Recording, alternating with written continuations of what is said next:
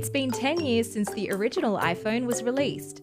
So, how far has the camera come in that time? We have an original iPhone that still works, and we're going to compare it to the iPhone 10, just for fun.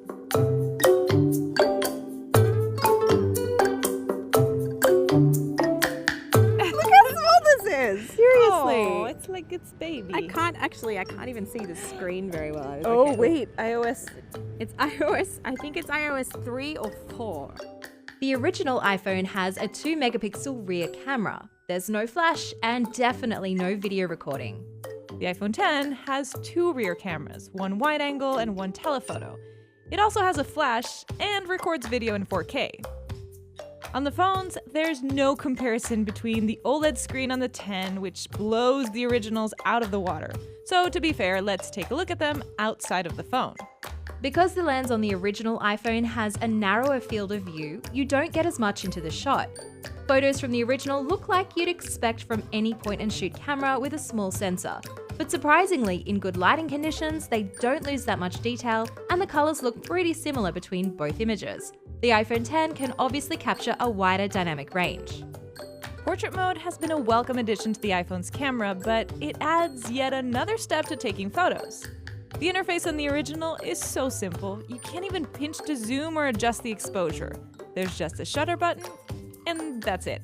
So we want to take a look at that shot that we just took for the original iPhone. Well, the touchscreen is not super responsive. Hello?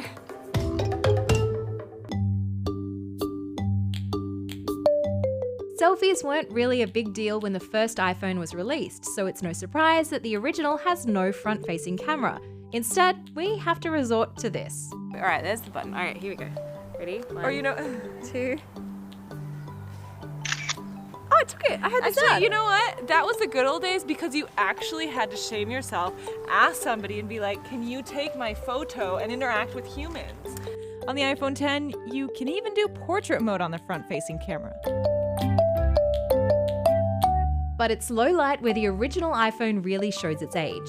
A smaller sensor and no image stabilization means you're left with a photo that's barely usable.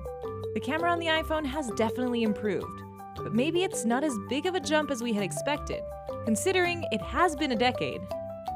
You basically just went back in time. What was shooting with that again like? So much fun. I forgot how exciting it can be. It's compact, I don't have to worry about dropping it. Okay, the photos are only 2-megapixel resolution. They're not that great, but the best camera is the one they have with you. But what would you miss most if you had to go back to an older phone to take photos?